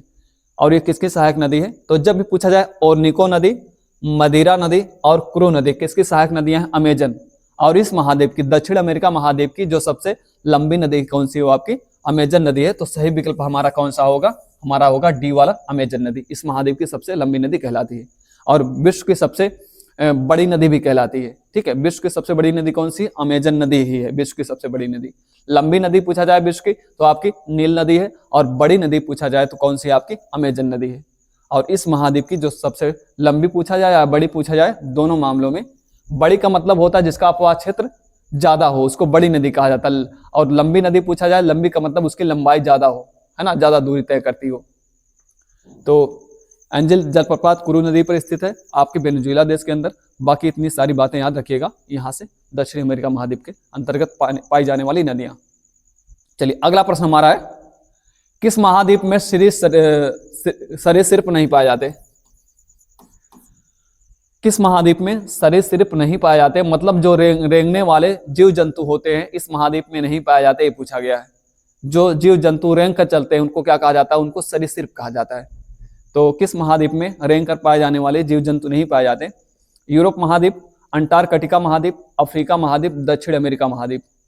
तो ये जो अंटार्कटिका महाद्वीप है, अंटार्कटिका महाद्वीप में हमने ये बताया आपको कि यहाँ पर जो है सरीसृप नहीं पाए जाते हैं। रेंग कर चलने वाले आपको कोई भी जीव जंतु यहाँ दिखाई नहीं देंगे। आप जानते हैं अंटार्कटिका महाद्वीप, यहाँ बर्फ ही जमा रहता है। हमने कहा वर्ष के ज्यादातर समय में यहाँ बर्फ ही, पूरे महाद्वीप पर बर्फ ही जमा रहता है। तो यहाँ पर रेंग कर चलने वाले जीव जंतु की उपस्थिति नहीं पाई जाती, इसीलिए जो सरीसृप कहाँ नहीं पाए जाएंगे? अंटार्कटिका महाद्वीप के अंतर्गत नहीं पाए जाएंगे। अगला प्रश्न हमारा है म्यांमार में अवस्थित है, यहाँ खाली स्थान दिया हुआ है, तो म्यांमार अवस्थित है कहाँ पे अवस्थित है? पूर्वी एशिया में, दक्षिण पूर्वी एशिया में, दक्षिण पश्चिमी एशिया में, दक्षिण पूर्वी एशिया में। ठीक है, तो पूछा गया है कहाँ पर स्थित है, इसको कर लेते हैं पश्चिमी। पश्चिम एशिया, मान लीजिए पश्चिम एशिया है ये, ठीक है, पश्चिम एशिया। बताइए, तो म्यांमार अवस्थित है, कहाँ पर अवस्थित है? पूर्व एशिया के अंतर्गत आता है, या पश्चिम एशिया के अंतर्गत आता है, या दक्षिण पश्चिम एशिया के अंतर्गत आता है, या दक्षिण पूर्व एशिया के अंतर्गत आता है? तो ये आपका जो म्यांमार आता है, मैंने आपको वहां विस्तार से बताया हुआ है कि पूर्वी एशिया के अंतर्गत कौन कौन से देश आते हैं, और दक्षिण पश्चिम एशिया के अंतर्गत कौन कौन से देश आते हैं, या आपके दक्षिण पूर्वी एशिया के अंतर्गत कौन कौन से देश आते हैं, या पश्चिमी एशिया के अंतर्गत या मध्य एशिया के अंतर्गत कौन कौन से देश आते हैं, सारी चर्चा हमने क्लास में की हुई है ना। तो यहाँ पर सही विकल्प कौन सा होगा इसका? म्यांमार किस में आता है? तो दक्षिण पूर्व एशिया में आता है म्यांमार। सही विकल्प होगा हमारा डी वाला, दक्षिण पूर्व एशिया। ठीक है, तो यहाँ क्या भरा जाएगा? दक्षिण पूर्व एशिया। दक्षिण पूर्व एशिया में जैसे आपका म्यांमार हो गया, थाईलैंड हो गया, लाओस हो गया, कंबोडिया हो गया, मलेशिया हो गया, इंडोनेशिया हो गया, ब्रुनेई हो गया, सिंगापुर हो गया, ये सारे देश दक्षिण पूर्वी एशिया देश कहलाते हैं, है ना। चलिए अगला प्रश्न हमारा है,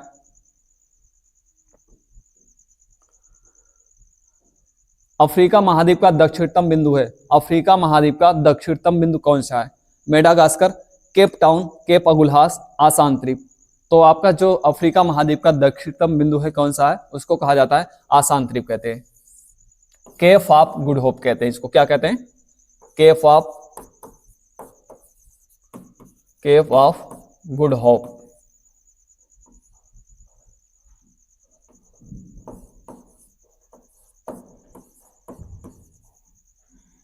केप ऑफ गुड होप। तो केप ऑफ गुड होप या आसान द्वीप किसको कहते हैं? जो अफ्रीका महाद्वीप का दक्षिणतम बिंदु है, दक्षिणतम छोर है, उसको कहा जाता है केप ऑफ गुड होप। ठीक है, चलिए अगला है, कौन सा महाद्वीप मरुस्थल विहीन है? किस महाद्वीप में मरुस्थल नहीं पाए जाते? उत्तरी अमेरिका महाद्वीप, अंटार्कटिका महाद्वीप, यूरोप महाद्वीप, या उसके अलावा आपका जो है ऑस्ट्रेलिया महाद्वीप। तो बताइए किस महाद्वीप में आपके क्या नहीं पाए जाते? आपके मरुस्थल नहीं पाए जाते। मरुस्थल विहीन महाद्वीप कहलाता है वो आपका। उत्तरी अमेरिका महाद्वीप जानते हैं मरुस्थल पाया जाता है, अंटार्कटिका में और यूरोप में और ऑस्ट्रेलिया में, तो हर जगह मरुस्थल पाए जाते हैं। आपका कौन सा एक महाद्वीप है जिसमें मरुस्थल नहीं पाए जाते? ठीक है, बताइए। तो यूरोप महाद्वीप के अंदर कोई भी मरुस्थल जो है उपस्थित नहीं है। यूरोप महाद्वीप को मरुस्थल विहीन महाद्वीप कहा जाता है। कौन सा? यूरोप महाद्वीप। ठीक है, यहाँ पर कोई मरुस्थल नहीं पाए जाते। चलिए अगला है, तो याद रखेगा मरुस्थल पूछा जाए तो यूरोप महाद्वीप कोई मरुस्थल नहीं पाया जाता, और अगर ज्वालामुखी पूछा जाए तो ज्वालामुखी कहाँ नहीं पाए जाते? आपके जो ऑस्ट्रेलिया महाद्वीप में कोई ज्वालामुखी नहीं पाए जाते। अगला प्रश्न हमारा है, किस महाद्वीप को पठारी महाद्वीप कहा जाता है? पठारी महाद्वीप, पठारों का महाद्वीप किसको कहते हैं? ये पूछा गया है। उत्तरी अमेरिका महाद्वीप, अंटार्कटिका महाद्वीप, यूरोप महाद्वीप, अफ्रीका महाद्वीप। तो पठारी महाद्वीप कहलाता है आपका अफ्रीका महाद्वीप। अफ्रीका को पठारों का महाद्वीप कहा जाता है क्योंकि पूरा जो क्षेत्र देखेंगे तो इसका ज्यादातर क्षेत्र कैसा है? पठारी है, तो इसीलिए इसको क्या कहा जाता है? पठारी महाद्वीप कहा जाता है। अफ्रीका महाद्वीप को पठारी महाद्वीप कहा जाता है। ठीक है, यहीं से हमारा जो आपका दक्कन का पठार है, जो परादीपी पठार है, दक्षिण भारत का क्षेत्र है, यहीं से अलग होकर अफ्रीका महाद्वीप से ही अलग होकर माना जाता है। ठीक है, इसीलिए इसको क्या कहते हैं? पठारी महाद्वीप। वो भी हमारा पठारी का क्षेत्र है, दक्षिणी प्रायद्वीप भारत का क्षेत्र है ना। चलिए अगला क्वेश्चन है, यूरोप महाद्वीप में प्रवाहित होने वाली सबसे लंबी नदी कौन सी है? यूरोप महाद्वीप के अंदर जो प्रवाहित होने वाली जो सबसे लंबी नदी, ये पूछा गया यूरोप महाद्वीप में। तो यूरोप महाद्वीप के अंदर जो सबसे लंबी नदी प्रवाहित होती है उसको कहा जाता है वोल्गा नदी।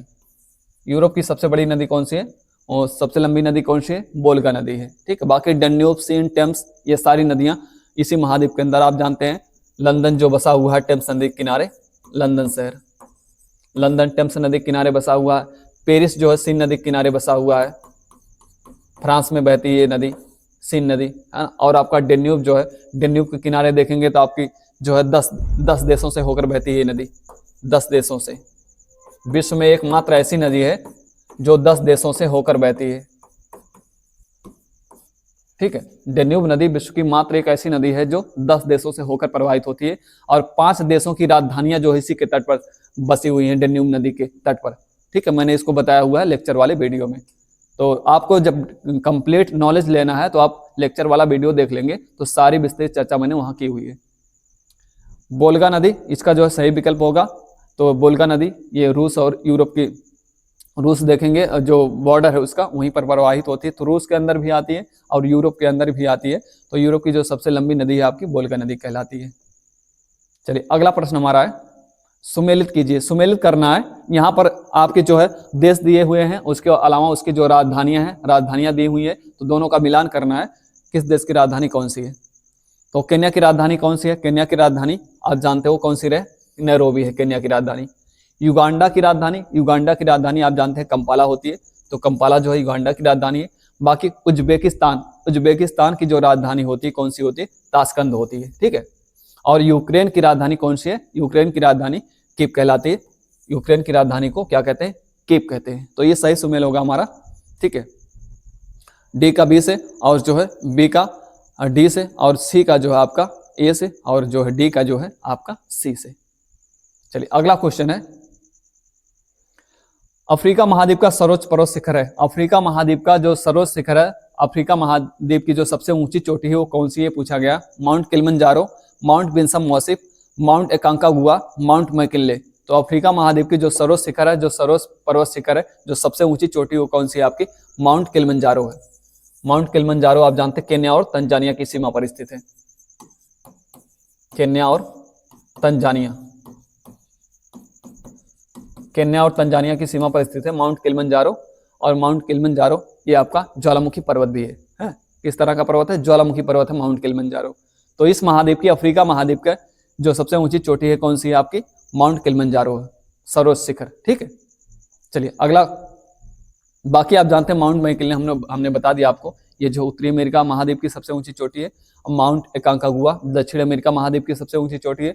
बाकी माउंट विंसम मौसिफ जो है ये अंटार्कटिक महाद्वीप की सबसे ऊंची चोटी है, माउंट विंसम, ठीक है। चलिए अगला प्रश्न हमारा बनता है, किस महाद्वीप में एटलस पर्वत स्थित है? एटलस पर्वत कहां पर स्थित है? किस महाद्वीप के अंतर्गत एटलस पर्वत स्थित है? ये पूछा गया है। अफ्रीका महाद्वीप में, दक्षिण अमेरिका महाद्वीप में, एशिया महाद्वीप में, यूरोप महाद्वीप में। तो एटलस पर्वत किस महाद्वीप के अंतर्गत स्थित है पूछा गया है, बताइए। ठीक है, तो देखिए एटलस पर्वत जो स्थित है अफ्रीका महाद्वीप में। अफ्रीका महाद्वीप के उत्तरी छोर में देखेंगे एटलस पर्वत आपका स्थित है। कहाँ पे? अफ्रीका महाद्वीप के उत्तरी छोर में एटलस पर्वत। तो आप देखेंगे ड्रेकन पर्वत है, एटलस पर्वत है, ये दोनों पर्वत महत्वपूर्ण पर्वत। अफ्रीका महाद्वीप के बारे में जब भी पूछा जाता है, एक पर्वत है यहाँ पर है ड्रेकन्सबर्ग, उसके अलावा आपका एटलस, ये दोनों पर्वत किस महाद्वीप के अंतर्गत स्थित है? आपके अफ्रीका महाद्वीप के अंतर्गत स्थित है, ठीक है। चलिए अगला क्वेश्चन है, the land of golden fleece के नाम से किस महाद्वीप को जाना जाता है? The land of golden fleece किसे कहा जाता है? The land of golden fleece, ये पूछा गया, the land of golden fleece. तो the land of golden fleece किसको कहते हैं? ऑस्ट्रेलिया महाद्वीप को कहते हैं। आप जानते हैं भेड़ पालन यहाँ सबसे ज्यादा होता है। विश्व में जो सबसे ज्यादा भेड़ पालन होता है कहाँ पर होता है? ऑस्ट्रेलिया महाद्वीप के अंतर्गत होता है। विश्व में जो सबसे ज्यादा ऊन का उत्पादन होता है, भेड़ों से संबंधित जो ऊन का उत्पादन होता है वो भी कहाँ पर होता है? ऑस्ट्रेलिया महाद्वीप के अंतर्गत होता है। यहाँ पर एक जो भेड़ की वैरायटी है उसको कहा जाता है मोरिनो, मोरिनो भेड़, ठीक है। तो मोरिनो जो प्रजातियां हैं, भेड़ की प्रजातियां हैं, ये सबसे ज्यादा कहाँ पाई जाती हैं? तो सबसे ज्यादा ऑस्ट्रेलिया महाद्वीप में पाई जाती हैं। और इससे बना ऊन जो होता है, मोरिनो ऊन जिसको कहा जाता है, वो भी उसका उत्पादन कहाँ होता है? उसका भी उत्पादन ऑस्ट्रेलिया महाद्वीप के अंतर्गत होता है। तो भेड़ से संबंधित जितने भी प्रोडक्ट होते हैं, भेड़ से संबंधित जितने भी प्रोडक्ट होते हैं, चाहे दूध से बने हुए प्रोडक्ट हो, चाहे हमने कहा उससे मांस से बने हुए प्रोडक्ट हो, सबसे ज्यादा उसका उत्पादन कहाँ होता है? ऑस्ट्रेलिया महाद्वीप के अंदर होता है। इसीलिए इसको क्या कहा जाता है? The land of golden fleece कहा जाता है। गोल्डन फ्लीस का मतलब जो सूत होता है, जो इसके ऊन होते हैं उसको फ्लीस कहते हैं। तो the land of golden fleece किसको कहते हैं? ऑस्ट्रेलिया महाद्वीप को कहते हैं, ठीक है। चलिए अगला प्रश्न हमारा है, संसार का सबसे आर्द्रतम महाद्वीप कौन सा है? संसार का सबसे आर्द्रतम महाद्वीप कौन सा है पूछा गया है। तो जो संसार का सबसे आर्द्रतम महाद्वीप कहलाता है वो आपका दक्षिण अमेरिका महाद्वीप कहलाता है। इसके दोनों तरफ, एक तरफ आप देखोगे अटलांटिक महासागर है, दक्षिण अमेरिका महाद्वीप के पूरब की तरफ अटलांटिक महासागर है, और पश्चिम की तरफ आपका कौन सा महासागर है? पश्चिम की तरफ आपका प्रशांत महासागर है। बाकी ये आप देखोगे विषुवत रेखा पर स्थित है। तो विषुवत रेखा पर स्थित होने के कारण यहाँ का तापमान उच्च रहता है, और हमने कहा वर्षा अधिक मात्रा में या पर्याप्त मात्रा में वर्षा होती रहती है। आप देखेंगे जो विश्व का सबसे जो सदाबहार जंगल है आपका, कौन सा जंगल? जिसको उष्णकटिबंधीय जंगल कहा जाता है, वो आपका कौन सा है? वो आपका अमेजन जंगल है। तो जिसको विश्व का फेफड़ा भी कहते हैं, जो सबसे ज्यादा ऑक्सीजन का उत्पादन करता है, इसीलिए इसको विश्व का फेफड़ा कहा जाता है। तो वो यहीं पर स्थित है, क्योंकि यहाँ का तापमान जो है बना रहता है और तापमान के कारण हमने कहा वर्षा यहाँ पर अच्छी मात्रा में होती रहती है, पर्याप्त मात्रा में। तो विश्व का जो सबसे आर्द्रतम महाद्वीप है आपका दक्षिण अमेरिका महाद्वीप कहलाता है। अगला प्रश्न हमारा है, निम्नलिखित में से किस महाद्वीप की तटीय रेखा विश्व में सबसे लंबी है? किस महाद्वीप की तटीय रेखा विश्व में सबसे लंबी कहलाती है? महाद्वीपीय तटीय रेखा। महाद्वीपीय तटीय रेखा किस महाद्वीप की सबसे लंबी होगी? तो जो सबसे बड़ा महाद्वीप होगा, क्षेत्रफल के अनुसार जो सबसे बड़ा महाद्वीप होगा उसकी तटरेखा सबसे लंबी होगी। तो एशिया महाद्वीप की तटरेखा सबसे लंबी है। तो एशिया महाद्वीप की तटरेखा सबसे लंबी है। ठीक है, चलिए अगला क्वेश्चन हमारा है, निम्नलिखित में से किस देश की तटीय रेखा विश्व में सबसे लंबी है? यहाँ देश पूछा गया, वहां महाद्वीप पूछा गया था, यहाँ क्या पूछा गया है? यहाँ देश पूछा गया है। किस देश की तटरेखा सबसे लंबी है? कजाकिस्तान, अमेरिका, रूस, कनाडा। तो आप देखते होंगे कि जो कनाडा है, कनाडा की जो तटीय रेखा है सबसे लंबी तटीय रेखा है कनाडा। जैसे आप अमेरिका महाद्वीप देखते होंगे तो अमेरिका महाद्वीप आपका यहाँ है ही। उसके अलावा आप देखते होंगे कि बहुत सारे छोटे छोटे द्वीप आपको यहाँ दिखाई देंगे, बहुत सारे छोटे छोटे द्वीप इस प्रकार से, ऐसे ऐसे, ठीक है, इस प्रकार से बहुत सारे ध्रुवीय क्षेत्र में यहाँ पर बहुत सारे द्वीप आपको दिखाई देते हैं, यहाँ पर इस प्रकार से बहुत सारे द्वीप। तो अगर हम सारे द्वीपों को और इसके मुख्य भूमि, अमेरिका महाद्वीप का मुख्य भूमि का तटीय रेखा को ऐड कर लेते हैं तो सबसे लंबी जो तटीय रेखा वाला देश बन जाता है। इस देश के अंदर यहाँ कनाडा है देश, ठीक है, कनाडा। तो कनाडा का क्षेत्रफल रूस के बाद जो दूसरा क्षेत्रफल आता है किसका सबसे ज्यादा है? कनाडा का ही है। तो रूस सबसे बड़ा देश है और रूस के बाद जो सबसे बड़ा देश वो कौन सा है? आपका कनाडा है। और कनाडा जब भी पूछा जाए सबसे लंबी तटीय रेखा वाला देश कौन सा है तो आप बताओगे कनाडा है। ठीक है, चलिए रूस सबसे बड़ा देश है, रूस सबसे बड़ा देश कहलाता है, बड़ा देश रूस कहलाता है। और दूसरे नंबर पे आपका जो बड़ा देश हो आपका कनाडा है ही। ठीक है, चलिए अगला क्वेश्चन है, सूरीनाम की राजधानी क्या है? सूरीनाम की राजधानी के बारे में पूछा हुआ है, सूरीनाम की राजधानी क्या है? तो जो मैं आपको महाद्वीपों से संबंधित आपके क्वेश्चन करा रहा हूं, आप देखोगे यहाँ सारे प्रकार के क्वेश्चन है, चाहे राजधानियों के बारे में हो, चाहे पर्वत के बारे में, चाहे पठार के बारे में, मरुस्थल के बारे में, चाहे नदियों के बारे में, किसी भी चीज के बारे में हो, सारे प्रश्न आपके यहाँ कवर हो रहे हैं। ठीक है, सूरीनाम की राजधानी है, सूरीनाम की राजधानी क्या है? तो ये जो सूरीनाम है ये किसकी राजधानी है? तो सूरीनाम की राजधानी कहा जाता है परमारिबो। तो सूरीनाम किसकी राजधानी, वो क्या कहते हैं, सूरीनाम की राजधानी क्या है? तो परमारिबो जो है सूरीनाम की राजधानी है। बाकी कराकास आप जानते हैं वेनेजुएला की राजधानी है, वेनेजुएला वेनेजुएला की राजधानी कराकास है। और आपकी जो जॉर्ज टाउन राजधानी है गुयाना की राजधानी है, गुयाना। तो जॉर्ज टाउन किसकी राजधानी है? गुयाना। गुयाना देश है आपके दक्षिण अमेरिका महाद्वीप में। दक्षिण अमेरिका महाद्वीप में आप जानते हैं 13 देश है, 13 देशों में से एक आपका गुयाना भी है। तो गुयाना की राजधानी जॉर्ज टाउन है। बाकी कराकस की राजधानी वेनेजुएला है। वेनेजुएला आप जानते हैं ये भी आपके दक्षिण अमेरिका महाद्वीप में एक देश है, इसकी राजधानी कराकस। बाकी केन्या जो है ये आपके फ्रेंच गुयाना की राजधानी है, फ्रेंच गुयाना।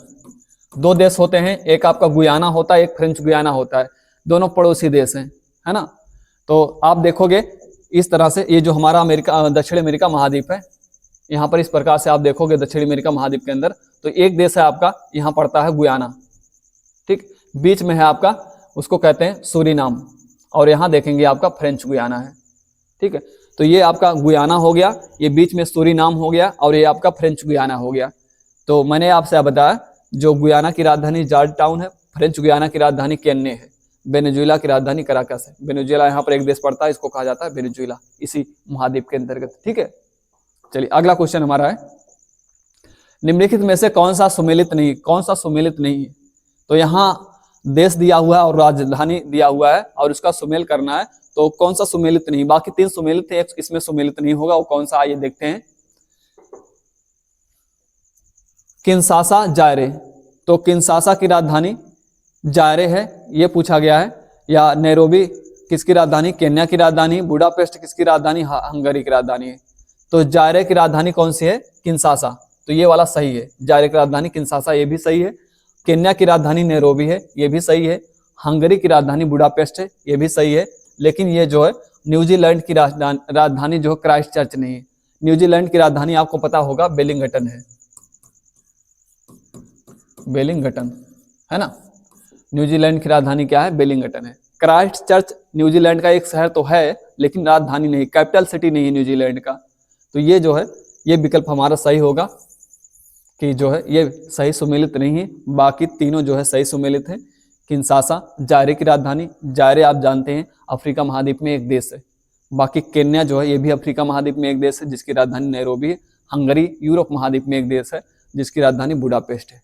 अगला क्वेश्चन हमारा है, सन सिटी अवस्थित है। सन सिटी, सूर्य सिटी या सूर्य शहर कहा जाए या उसको सन सिटी कहा जाए, तो सन सिटी किस देश में स्थित है? तो सन सिटी कहाँ है? दक्षिण अफ्रीका में, मैक्सिको में, जापान में, इटली में। किस देश के अंतर्गत सन सिटी है? तो सन सिटी है आपके दक्षिण अफ्रीका में। सन सिटी कहाँ पे है? दक्षिण अफ्रीका महाद्वीप के अंदर सन सिटी है। स्टैटिक जीके टाइप के क्वेश्चन होते हैं आपके, लेकिन ये महाद्वीप के अंतर्गत आते हैं। महाद्वीप का जो आपके सारे क्वेश्चन होते हैं उसी में इसको सम्मिलित किया गया है। ठीक है, चलिए अगला क्वेश्चन हमारा है, अगला है 51 नंबर। निम्नलिखित में से कौन महाद्वीपों के क्षेत्रफल का सही अनुक्रम अवरोही प्रस्तुत करता है? हाँ, ये अवरोही क्रम लगाना है, महाद्वीपों का अवरोही क्रम लगाना है कि जो आपका सबसे बड़ा महाद्वीप, उसके बाद उससे बड़ा महाद्वीप, उसके बाद उसके बड़ा, मतलब घटते क्रम में लगाना है आपको। ठीक है, तो कौन सा ये महाद्वीपों का अनुक्रम सही होगा इसमें पूछा गया है। एशिया महाद्वीप, एशिया के बाद अफ्रीका महाद्वीप, उत्तरी अमेरिका महाद्वीप, यूरोप महाद्वीप। अफ्रीका महाद्वीप, एशिया महाद्वीप, उसके बाद यूरोप महाद्वीप, उत्तरी अमेरिका महाद्वीप। उत्तरी अमेरिका, अफ्रीका, एशिया, यूरोप। उत्तरी अमेरिका, एशिया, अफ्रीका, यूरोप। सही क्रम बताइए कौन सा होगा? तो देखिए जो सही क्रम होगा आपका वो कौन सा होगा? ए वाला विकल्प सही होगा। पहले आपका एशिया महाद्वीप आता है, एशिया महाद्वीप के बाद अफ्रीका महाद्वीप आता है, उसके बाद उत्तरी अमेरिका महाद्वीप होगा और उसके बाद आपका यूरोप महाद्वीप होगा। ठीक है, यूरोप महाद्वीप होगा। तो ये सही क्रम होगा, बाकी सारे क्रम जो है आपके गलत दिए हुए हैं।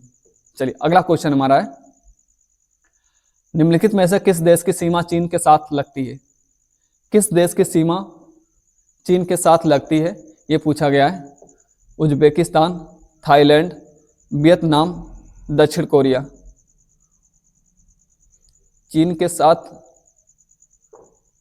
लगती है, यहां होना चाहिए चीन के साथ नहीं लगती है। निम्नलिखित में से किस देश की सीमा चीन के साथ नहीं लगती है? ठीक है, नहीं लगती है। उज्बेकिस्तान की सीमा लगती है चीन के साथ, थाईलैंड की सीमा जो है चीन के साथ नहीं लगती।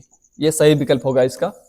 बाकी उज्बेकिस्तान की सीमा चीन के साथ लगती है और वियतनाम की सीमा जो है ये भी चीन के साथ लगती है और इसका जो बाउंड्री है दक्षिण कोरिया की बाउंड्री भी चीन के साथ लगती है। बाकी थाईलैंड की सीमा चीन के साथ नहीं लगती, क्योंकि आप जानते हैं थाईलैंड जो है पूर्वी एशिया के अंतर्गत आता है, तो थाईलैंड वहां से दूर है चाइना से, थाईलैंड की सीमा नहीं लगती। बाकी सारे देशों की सीमा लगती है चाइना के साथ। तो सही विकल्प होगा हमारा विकल्प बी, थाईलैंड। ठीक है, चलिए नेक्स्ट क्वेश्चन है, हिंद महासागर में स्थित सबसे बड़ा द्वीप है। हिंद महासागर के अंतर स्थित सबसे बड़ा द्वीप कौन सा है? इसके अंतर्गत हिंद महासागर के अंतर्गत स्थित सबसे बड़ा द्वीप कौन सा है? Borneo, Mindanao, Sumatra, Madagascar. बताइए। तो हिंद महासागर के अंतर्गत सारे आपके ये द्वीप स्थित है, चाहे बोर्नियो द्वीप हो, मिंडनाओ द्वीप हो, सुमात्रा द्वीप हो या मेडागास्कर द्वीप हो, ये सारे इसी के अंतर्गत स्थित है। तो हिंद महासागर में स्थित सबसे बड़ा द्वीप कौन सा है? तो देखिए जो बोर्नियो द्वीप है ये हिंद महासागर में स्थित सबसे बड़ा द्वीप कहलाता है, बोर्नियो द्वीप। ठीक है, द्वीप।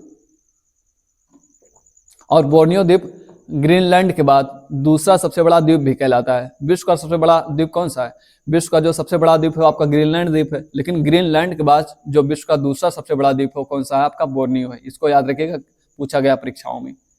और ये किस महासागर के अंतर्गत स्थित है? तो हमने कहा हिंद महासागर में जो सबसे बड़ा द्वीप है आपका बोर्नियो द्वीप स्थित है। चलिए, बोर्नियो,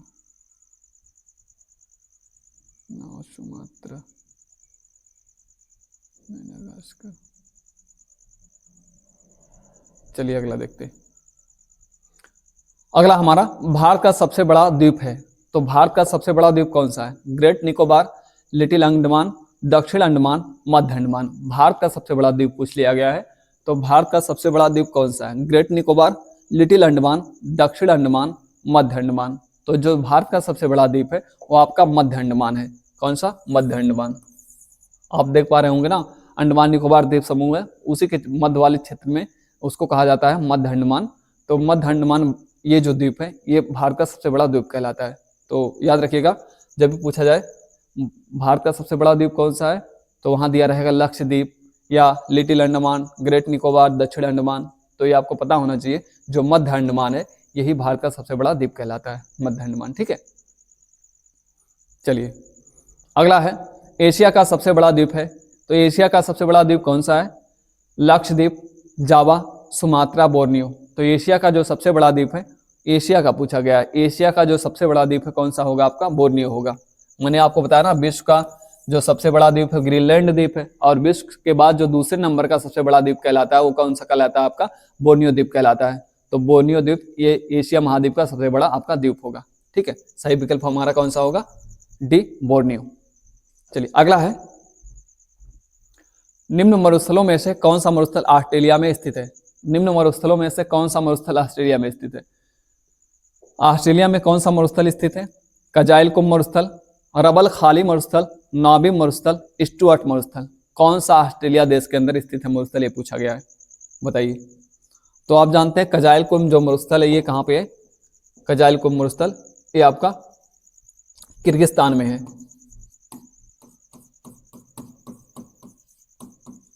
किर्गिस्तान में कौन सा मरुस्थल है? आपका कजाइल कुम है। बाकी रबल खाली कहाँ पर है? तो रबल खाली जो मरुस्थल ये सऊदी अरब के अंदर है। कहाँ पे? सऊदी अरब के अंदर, सऊदी अरब के अंदर है रबल खाली। और नामी मरुस्थल आपका नामीबिया में है, अफ्रीका महाद्वीप के अंदर एक देश पड़ता है नामीबिया, नामीबिया, नामीबिया। ठीक है, स्टुअर्ट मरुस्थल, स्टुअर्ट मरुस्थल कहाँ पे है? ये ऑस्ट्रेलिया के अंदर है, ऑस्ट्रेलिया। तो सही विकल्प कौन सा होगा हमारा? पूछा गया ना ऑस्ट्रेलिया में कौन सा मरुस्थल है, तो ऑस्ट्रेलिया में स्टुअर्ट मरुस्थल स्थित है। ठीक है, जैसे आप देखोगे गिब्सन है, सिम्पसन है, ग्रेट सैंडी है, ग्रेट विक्टोरिया है, तो बाकी स्टुअर्ट मरुस्थल है, तनामी मरुस्थल है, ये सारे मरुस्थल ऑस्ट्रेलिया देश में स्थित है। उसी में से एक है आपका स्टुअर्ट मरुस्थल। ठीक, चलिए बस खत्म होने वाले हैं, कुछ प्रश्न और बचे हैं। एशिया का सबसे बड़ा,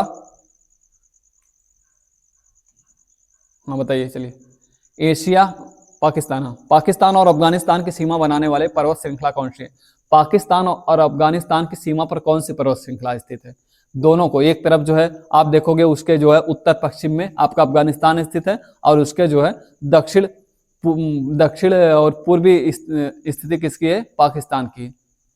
तो दोनों के मध्य कौन सी पर्वत श्रृंखला विस्तारित है, ये पूछा गया है। जाग्रोस पर्वत श्रृंखला, अराकानियोमा, सुलेमान पर्वत श्रेणी, हिंदकुश पर्वत श्रेणी। तो कौन सी है? आप जानते हैं हिंदकुश पर्वत श्रृंखला जो है अफगानिस्तान और पाकिस्तान की सीमा के अंतर्गत विस्तृत है। दोनों की सीमा बनाती है हिंदकुश पर्वत श्रेणी, पाकिस्तान और अफगानिस्तान की। ठीक है, चलिए।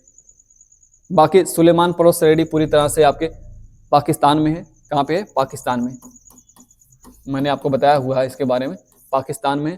अराकानियोमा आपकी म्यांमार में है, म्यांमार के अंदर अराकानियोमा है। बाकी जाग्रोस पर्वत श्रृंखला कहाँ पे? आपके ईरान में है, जाग्रोस पर्वत श्रृंखला ईरान में है, अराकानियोमा म्यांमार में, और सुलेमान पर्वत श्रेणी पाकिस्तान में। हिंदकुश पर्वत श्रेणी पाकिस्तान और अफगानिस्तान दोनों की सीमा पर। चलिए नेक्स्ट क्वेश्चन हमारा, ऑस्ट्रेलिया महाद्वीप से होकर कौन सी अक्षांश रेखा गुजरती है? ऑस्ट्रेलिया महाद्वीप से होकर कौन सी अक्षांश रेखा गुजरती है? आर्कटिक वृत्त, विषुवत रेखा, मकर रेखा, कर्क रेखा। तो ऑस्ट्रेलिया महाद्वीप से होकर गुजरने वाली रेखा कौन सी है, ये पूछा गया है। तो आप जानते हो मकर रेखा जो है ऑस्ट्रेलिया महाद्वीप से होकर गुजरती है। कौन सी रेखा? मकर रेखा। ठीक है, जैसे इस प्रकार से देखेंगे आप, ये आपकी विषुवत रेखा हो गई, ये कर्क रेखा हो गई, और ये मकर रेखा हो गई। तो ऑस्ट्रेलिया महाद्वीप यहाँ पे है, तो यहाँ ऑस्ट्रेलिया महाद्वीप के अंतर्गत जो है ये रेखा गुजरती है ऑस्ट्रेलिया महाद्वीप से। कौन सी रेखा? मकर रेखा। ठीक है, चलिए नेक्स्ट है, बस कुछ आखिरी प्रश्न और बचे हुए हैं, उसके बाद हमारा ये सेशन समाप्त हो जाएगा। चलिए, सर्वाधिक देश वाला महाद्वीप कौन सा है? सर्वाधिक देशों वाला महाद्वीप कौन सा है? सर्वाधिक देशों वाला महाद्वीप, सबसे अधिक देश किस महाद्वीप में है? तो ये पूछा गया है। उत्तरी अमेरिका महाद्वीप, यूरोप महाद्वीप, अफ्रीका महाद्वीप, एशिया महाद्वीप। बताइए सर्वाधिक देशों वाला महाद्वीप कौन सा है? उत्तरी अमेरिका महाद्वीप के अंतर्गत आप जानते हैं 3 देश हैं, कनाडा है, मैक्सिको है और अमेरिका है। बाकी यूरोप महाद्वीप के अंदर आप देखोगे तो लगभग आपके जो है यहाँ पर 50 देश के आसपास हैं। बाकी एशिया महाद्वीप और अफ्रीका महाद्वीप के अंतर्गत लगभग 54 देश हैं। एशिया महाद्वीप के अंतर्गत लगभग आप देखोगे 48 देश हैं। तो सबसे सर्वाधिक देशों वाला महाद्वीप कौन सा हो जाएगा आपका? लगभग 54 देश इस महाद्वीप के अंतर्गत आते हैं। अफ्रीका महाद्वीप सर्वाधिक देशों वाला महाद्वीप कहलाता है, अफ्रीका महाद्वीप। ठीक है, चलिए नेक्स्ट है हमारा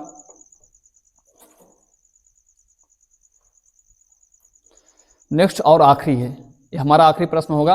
और महाद्वीपों के बारे में जितने प्रश्न बनते हैं महाद्वीपों के बारे में, सारे प्रश्न हमने लगभग सारी चीजों से, चाहे आप नदियों के बारे में देखेंगे, चाहे आप पर्वतों के बारे में देखेंगे, पठारों के बारे में, या उसके अलावा जितनी भी चीजें होती हैं महाद्वीपों से बनती हैं, या कौन सी संज्ञाएं हैं, किसकी सीमा लंबी है या किसके हमने कहा नदियां लंबी, कौन कौन सी, सारी चीजें हमने यहाँ पर देखा हुआ है ना। तो ऑस्ट्रेलिया महाद्वीप में प्रवाहित होने वाली सबसे लंबी नदी कौन सी है, ये पूछा गया है। ऑस्ट्रेलिया महाद्वीप के अंदर कौन सी सबसे लंबी नदी ये प्रवाहित होती है, पूछा गया है। गिलबर्ट नदी, विक्टोरिया नदी, मिचेल नदी, मरे डार्लिंग नदी। तो ऑस्ट्रेलिया महाद्वीप की जो सबसे लंबी प्रवाहित होने वाली नदी कौन सी है? मरे डार्लिंग। ठीक है, ये ऑस्ट्रेलिया महाद्वीप की सबसे लंबी नदी कहलाती है और सबसे प्रमुख नदी भी है मरे डार्लिंग। और मरे और डार्लिंग के बीच आप देखोगे ऑस्ट्रेलिया के अंतर्गत जो थोड़ा उपजाऊ क्षेत्र है, आप जानते हैं ऑस्ट्रेलिया का संपूर्ण भाग मरुस्थलीकरण है, उसका संपूर्ण भाग कैसा है? मरुस्थल से ढका हुआ है। लेकिन ये जो मरे और डार्लिंग नदियों के बीच में जो वाला क्षेत्र है, वहाँ पर जो है उपजाऊ मैदान है और वहाँ पर कृषि वगैरह की जाती है। तो इस महाद्वीप की जो सबसे लंबी नदी कौन सी है? वो आपकी मरे डार्लिंग है। ठीक है, तो आज की जो ये श्रृंखला थी, आज का जो ये क्लास था, महाद्वीपों के बारे में था। और महाद्वीपों से जितने प्रश्न बनते हैं, मैंने आपको पहले महाद्वीपों के बारे में विस्तार से पढ़ाया हुआ है, सारे एक एक महाद्वीपों के बारे में विस्तृत चर्चा की हुई है। तो सारे महाद्वीपों को एक बार पहले आप देख लोगे और उसको देखने के बाद आप उसके क्वेश्चन करोगे, क्योंकि मैं इसी पैटर्न से पढ़ाता हूँ। पहले आपको थ्योरी बताता हूँ, थ्योरी बताने के बाद उसके सारे क्वेश्चन कराता हूँ। तो आप एक बार थ्योरी पढ़िए, उसके बाद क्वेश्चन को करिए, तब चीज़ें ज़्यादा क्लियर हो जाएंगी आपकी। और इस तरह से ये जो हमने कई दिन आपको महाद्वीपों के बारे में पढ़ाया है, 7-8 क्लास, 8 क्लास से ज़्यादा होंगी महाद्वीपों के बारे में। तो 7-8 क्लास महाद्वीपों के बारे में आपको पढ़ाया है। एक एक महाद्वीप आप जाकर वहाँ से देखोगे और उसके बाद इसके क्वेश्चन करोगे तो सारी चीज़ें आपकी जो है क्लियर हो जाएंगी। ठीक है, तो आज के लिए इतना ही, मिलते हैं अगले क्लास में, तब तक के लिए थैंक यू वेरी मच।